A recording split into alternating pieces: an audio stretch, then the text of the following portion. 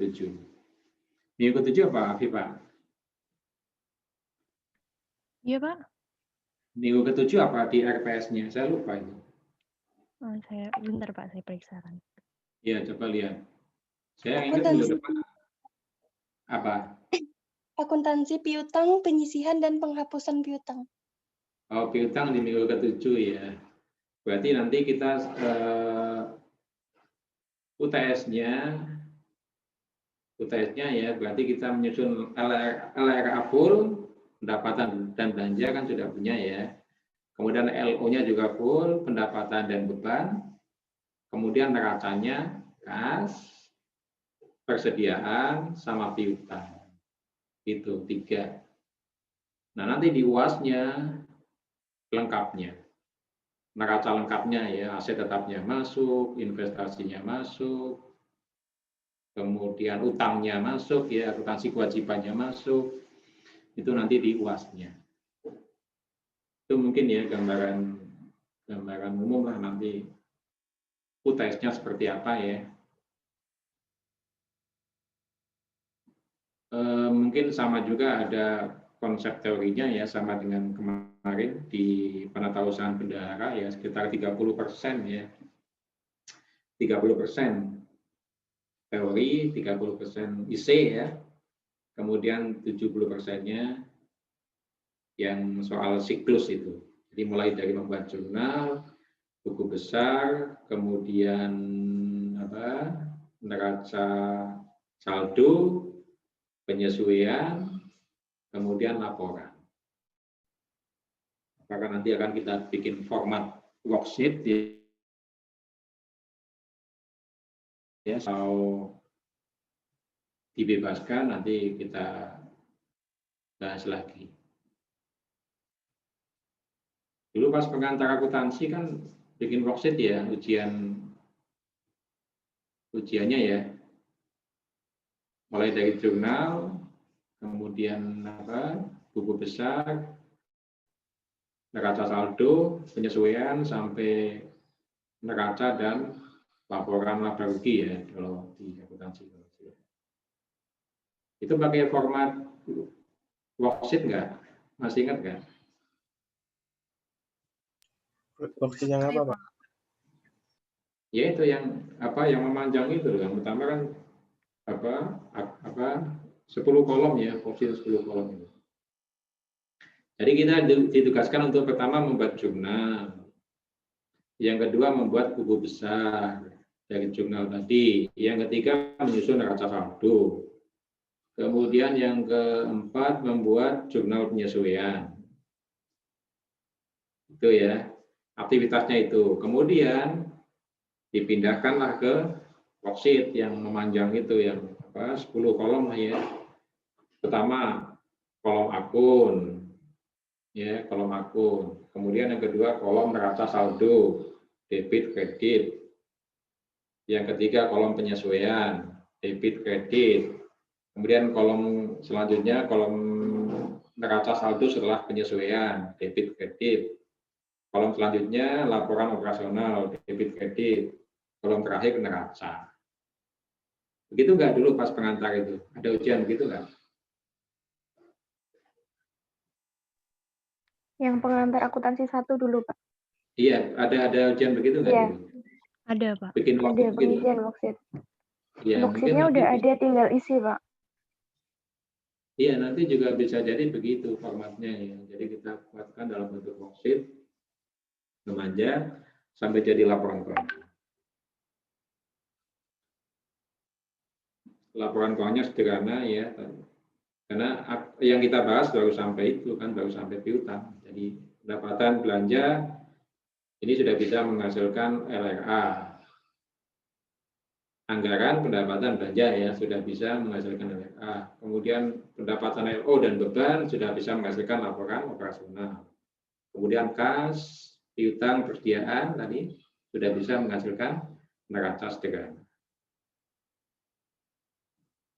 Kemudian dari LO ke neraca tentu saja ada LPE-nya. Jadi LO, LPE, neraca. LRA, kemudian LO, LPE, neraca, paling nggak 4 lah ya, 4 laporan keuangan. Karena yang kita susun kan laporan keuangan KL ya, jadi nggak ada LPE-nya, tidak ada LP SAL-nya. Kemudian CALK-nya juga nggak dibuat, karena tidak ada informasi yang kita berikan di soalnya. Jadi mungkin itu gambaran apa nanti sampai UTS ya. Pertemuan 1 sampai 3 ini masih teori, masih konsep. Ini nanti untuk mengisi yang soal ujian IC-nya berarti, soal ujian yang 30 atau 40% ya nanti tergantung kesepakatan di tim dosennya. Kalau penahapan kemarin kan 30% ya, 30% IC, 70%-nya dari pembukuan manual kemarin. PKU sampai LPG. Nah, kalau ini bisa aja nanti 30% IC, 70%-nya berarti yang worksheet tadi sampai laporan keuangan. Bisa jadi 40% IC, 60% worksheet sampai laporan keuangan.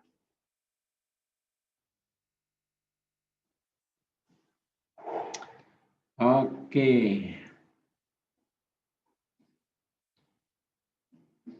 Ini saya nggak bisa ini ya, nggak bisa share screen ya.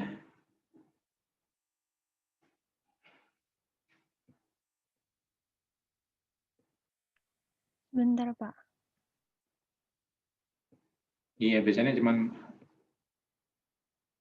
pas yang bisa ya.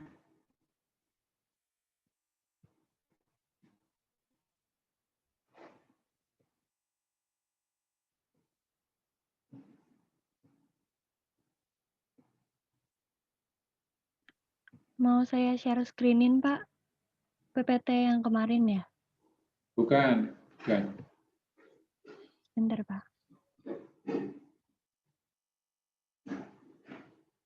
Kalau yang kemarin sudah nggak saya bahas lagi ya, kan saya asumsikan pokoknya yang sudah kita bagi ya itu sudah dibaca, sudah dipelajari, jadi nggak kita tayangkan lagi.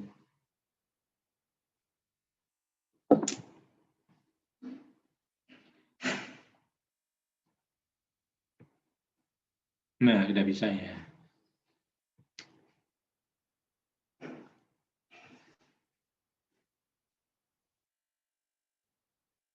Tadi mulai jam berapa, Viva? Zoom-nya? 7.28. 28 berarti sampai 8? Cuma 40 menit. Sampai 8 gitu? Iya. Ini jam berapa ini? Udah lewat 3 5. menit lagi ya, nggak apa-apa lah, masih sempat menayangkan ya. Pokoknya selesai ya, sampai pokoknya Zoom-nya mati, kita lanjut ke WA gitu aja. Iya, Pak.